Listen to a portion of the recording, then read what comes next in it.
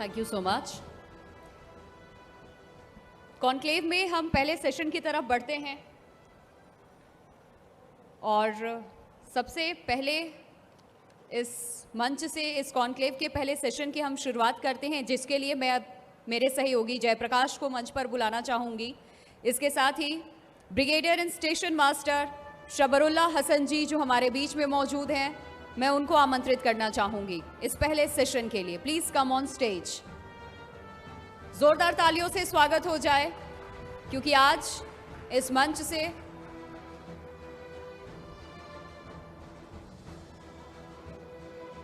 Station commander शबरुल्ला Hasan जी हमारे बीच में मौजूद हैं। इनसे जानेंगे इनकी जर्नी के बारे में। और ओवर टू यू जयप्रकाश।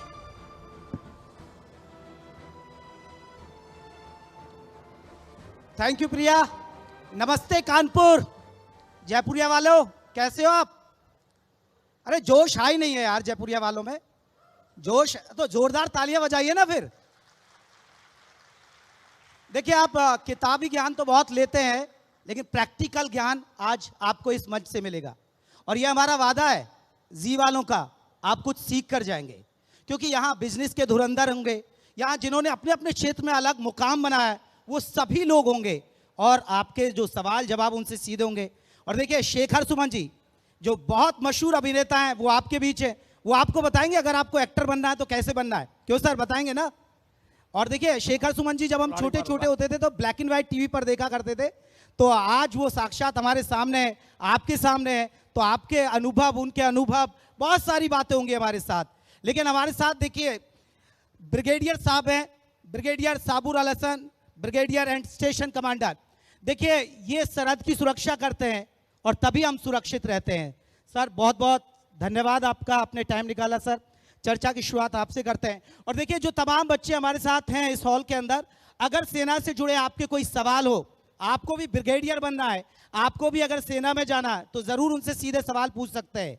तो ब्रिगेडियर साहब सबसे बड़ा सवाल ये, क्योंकि आप अगर सरहद पर हैं तो हम सुरक्षित हैं, ये आपका अनुभव, आपका संघर्ष यहाँ तमाम जो युवा हैं उनसे आप पहले शेयर करिएगा, फिर बहुत सारे और सवाल करेंगे आपसे।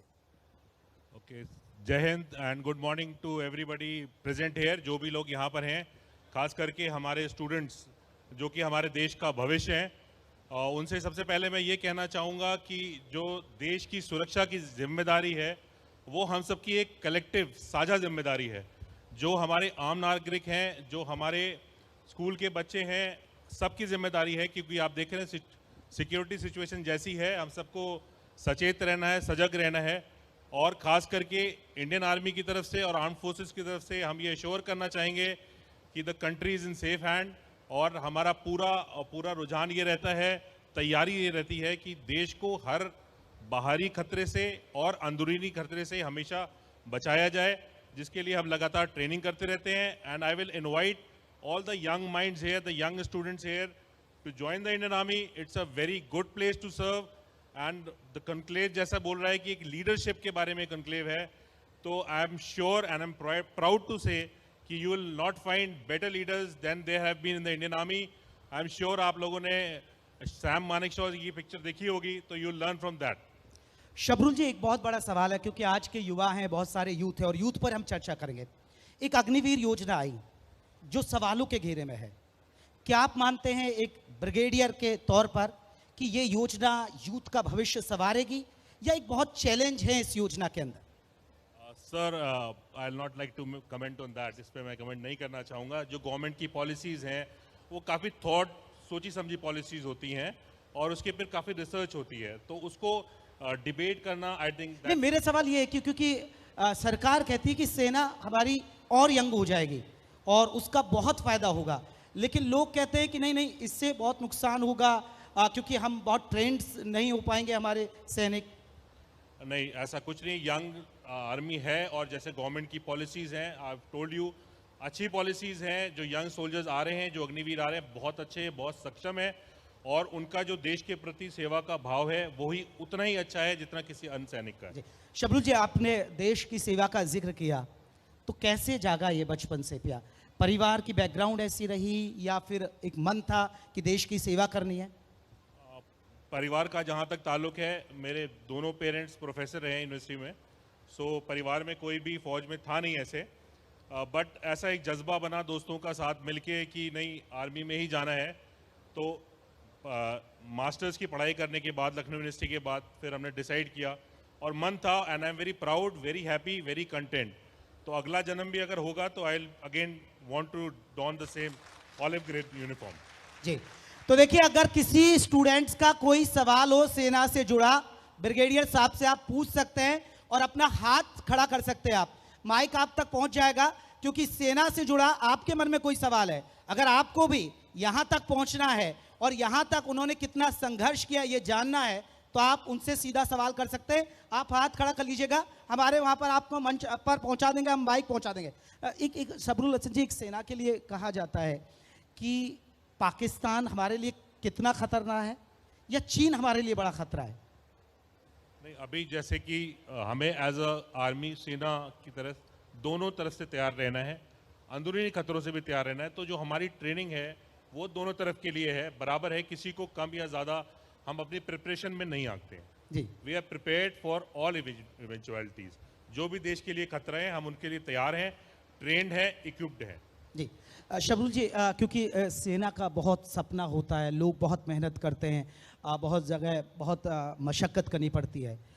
कोई ऐसा आपका अनुभव, आप ऐसा शेयर हमारे यूथ के साथ करना चाहें, हमारे युवाओं के साथ करना चाहें, जिससे उनको कहीं ना कहीं मोटिवेशनल मिले?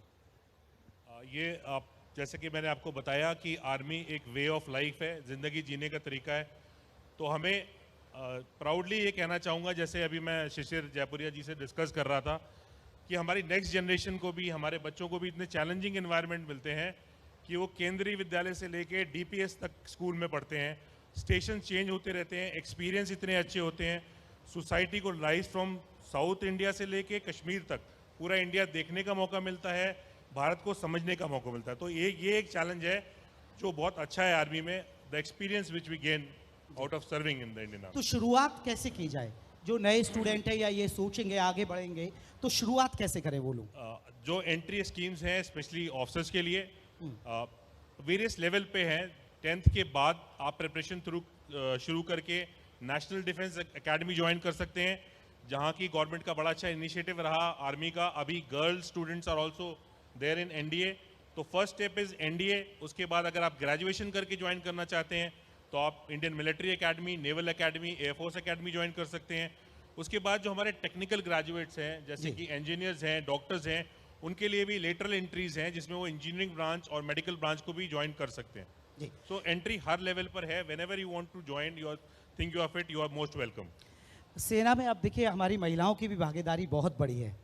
इसे आप किस दिशा में देखते हैं? क्योंकि अब सरहद पर महिलाएं भी हमें देखने को मिलती हैं, वो बड़ी तेज़ी के साथ आगे बढ़ रही है। इस पॉलिसी को कैसे देखते हैं आप, जो सरकार की ये पॉलिसी आई है? ये एक बहुत ही पॉजिटिव स्टेप है जो महिलाओं की, यंग गर्ल्स की भागीदारी है। It is giving a very positive spin to the army और ये वेलकम है। और मैं आपको बता दूं अपने पर्सनल एक्सपीरियंस से भी कि जो इनका level of work, dedication, work culture, physical fitness is equal to the male member. That I can tell you out of my field experience. जी। किसी का कोई सवाल सेना से जुड़ा? भाई, कोई सेना में ही नहीं जाना चाहता है क्या? जी, अरे ठीक है भाई, माइक पहुंचाइएगा पीछे। Excuse me, sir. Sir, ji Yeah, I ji, can hear रखिए you. अपनी बात रखिए आप।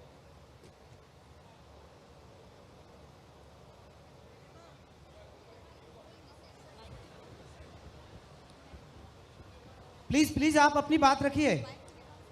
sir, I have a question. अच्छा, इधर प्लीज रखिए ना आप अपनी बात। Sir, what is the future for female cadets? What other entry options do they have apart from the NDA, since the seats are very limited? Apart from NDA, you have got lateral engineer entry from engineering, from medical, and also now we are having entry after graduation as a officer. और अभी हमारे पास as jawans also at as lower ranks also entry है. So there more avenues and more seats which are coming up. और आपको ये भी बता दूं कि अभी प्रेजेंट आर्मी में लेफ्टिनेंट जनरल जो कि सीनियर मोस्ट रैंक होती है उस पर भी लेडी ऑफिसर्स हैं. So there are many avenues. You are most welcome to join us. Okay, thank you. Next. Hello. So the lifestyle of army brings a lot of discipline in one's life. So don't you think that it should be mandatory in school even for a year or so? If you see that the system of our country is such that we have gotten schools schemes like NCC, like NSS, these schemes are there to imbibe discipline into you, and subsequently you have got chance to join the Indian Army. And be as it is discipline सिर्फ army का नहीं हर इंसान की ज़िंदगी में होना चाहिए. So that is there. You have got opportunities to be trained. Anything compulsory, I will not comment on that, beta. Thank you, sir. तो बहुत सारे ऐसे बातें हैं और जिस पर हम चर्चा कर रहे थे. सेना की बात करें तो सेना के लिए जैसे अगर बहुत टफ टास्क होती है, पहाड़ पर जाना, पहाड़ के ऊपर, वो कोई ऐसा अनुभव शेयर करना चाहेंगे जहां आपने कभी अपनी सेवाएं दी और इन बच्चों के लिए कहीं ना कहीं वो एक जोश हाई करने वाली बात हो? ये अभी जैसे आप लोगों ने सुना होगा कि जो जगह हैं सियाचिन हो गया या लद्दाख हो गया, जहां लोग पर्यटन के रूप में जाते हैं, टूरिस्ट के रूप में जाते हैं, वहां पर आर्मी में मौका मिलता है कि हम वहां जाके रहते हैं. वेरियस एडवेंचर एक्टिविटीज़ जो लोगों के लिए एक टूरिज़्म का विषय है वो हम रोज़मर्रा की ज़िंदगी में करते हैं. So specially places like Ladakh, Siachen, और अभी हमारे चीफ साहब ने भी बताया कि कई जगह और भी टूरिस्ट के लिए खोली जाएंगी. तो they are places very challenging to be there because of weather conditions बहुत टफ हैं, ऑक्सीजन की कमी है, टेम्परेचर्स बहुत लो हो जाते हैं, विंटर्स में -30 -40 तक पहुंच जाते हैं. वहाँ रहने पे then you feel proud throughout your life. आप अपने बाकी लोगों को बता सकते हो कि I have survived -40 degree centigrade at a height of 18,000 feet, which a normal human being might not be able to endure. So that is a proud moment and high moment in every soldier's life. Thank you very much sir, thank you very much. आपने देखिए अपने अनुभव share किए. बहुत बहुत शुक्रिया sir, thank you so much.